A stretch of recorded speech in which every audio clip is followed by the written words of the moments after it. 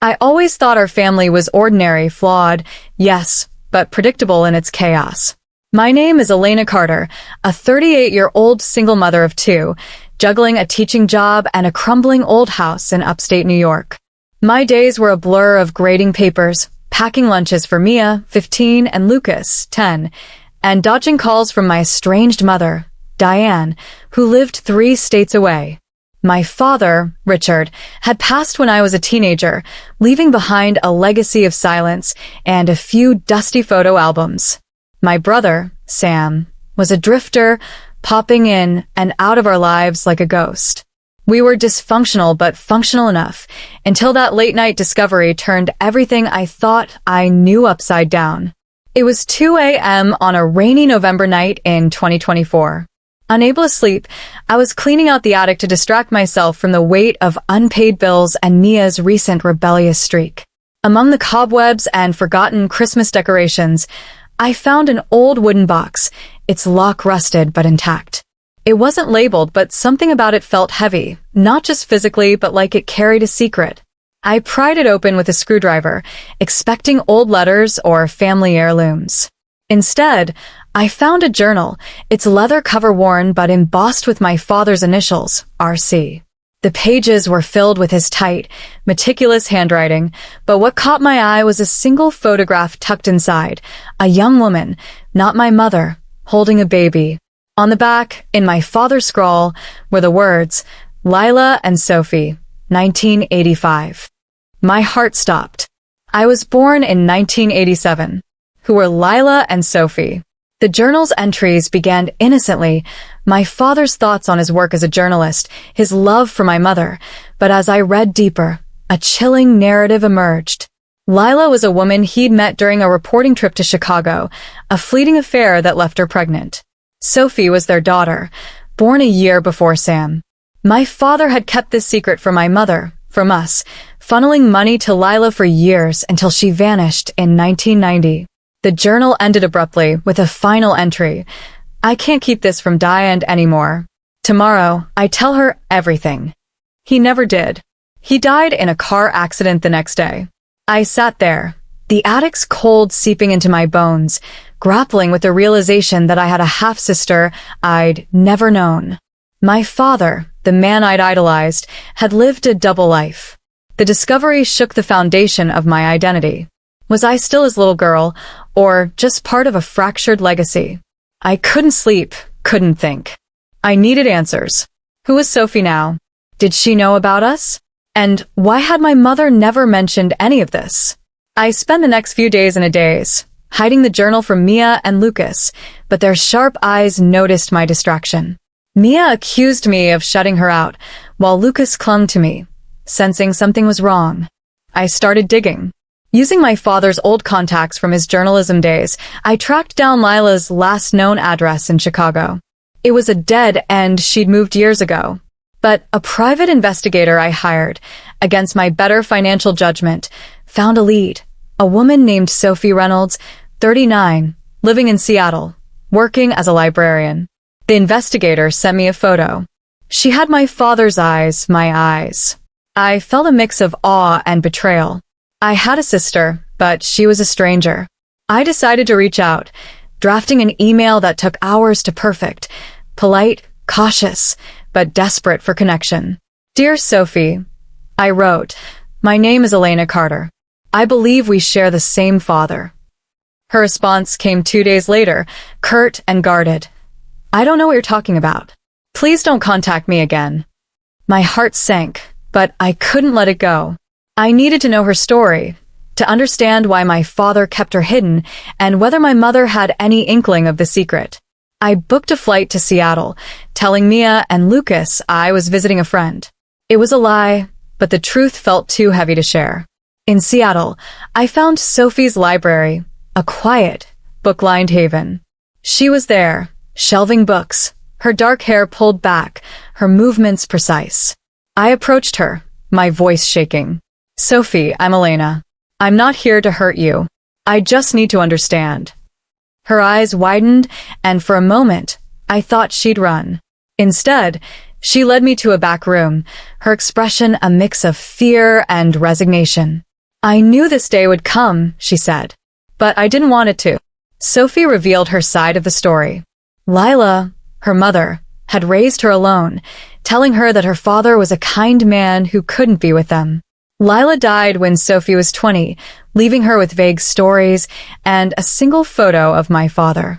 Sophie had pieced together his identity years later, but chose not to contact us, fearing rejection. She didn't know about me or Sam until my email.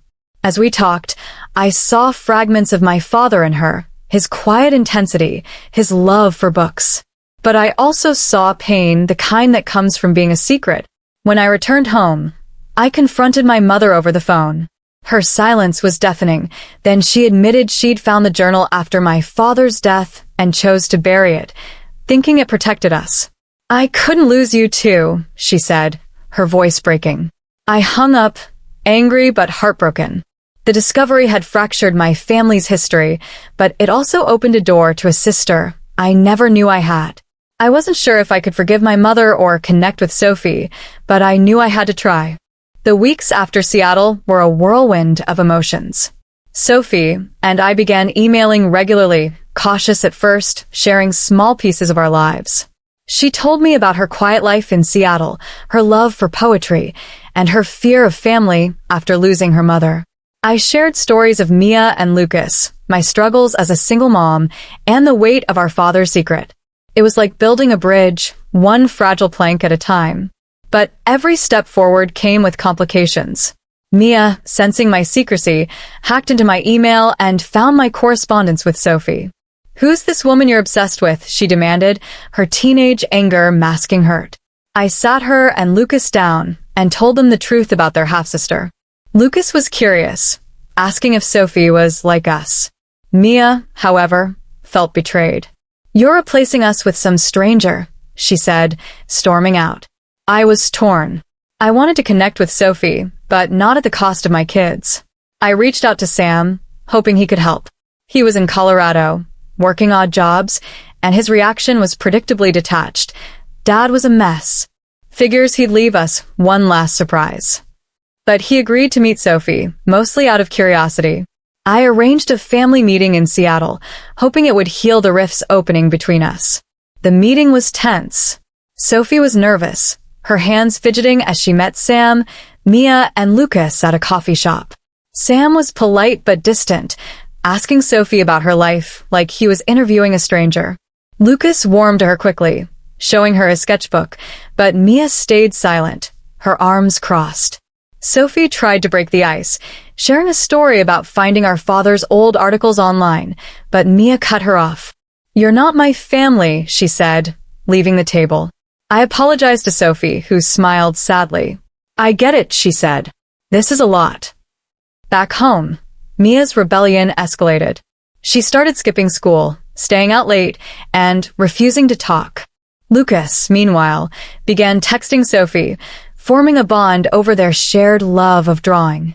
I felt like I was losing control, caught between my kids' needs and my desire to know my sister. My mother's refusal to engage only deepened my frustration. She sent a single text. "I'm sorry, Elena. I can't relive this." I realized I'd have to navigate this new family dynamic without her. Sophie and I kept talking, and she shared more about Lila. She'd been a painter, vibrant but unstable, and had loved my father deeply. Sophie showed me photos of Lila's artwork, vivid landscapes that echoed my father's descriptions in his journal.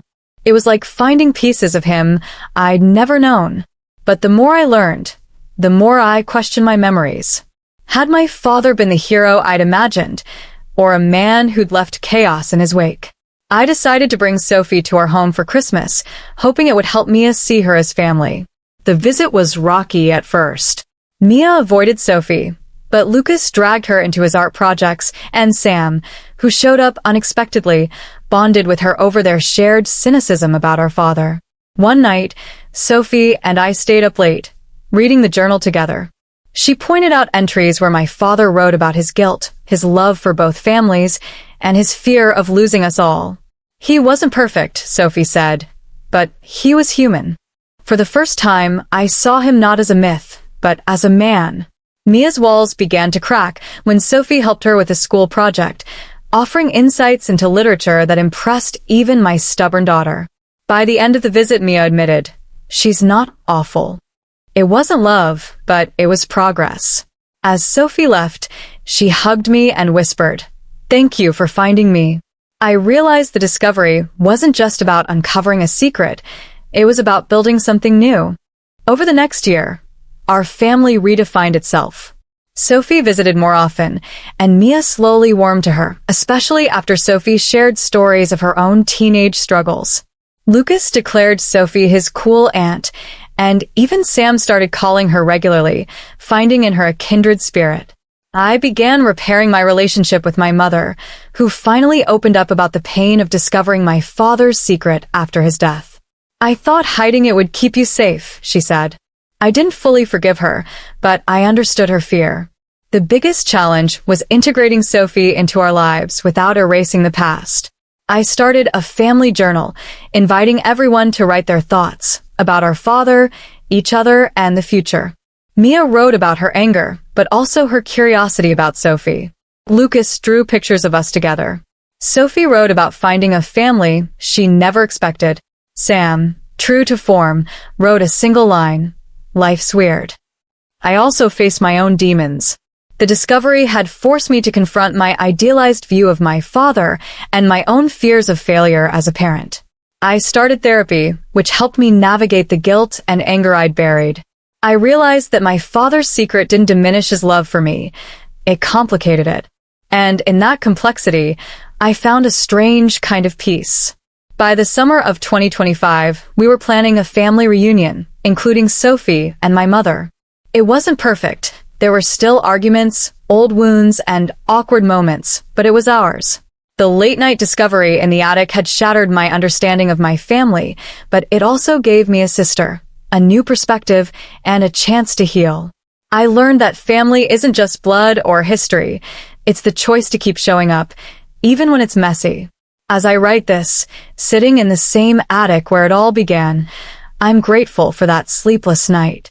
The journal, the photo, the truth, they didn't just change everything. They gave us a chance to become more.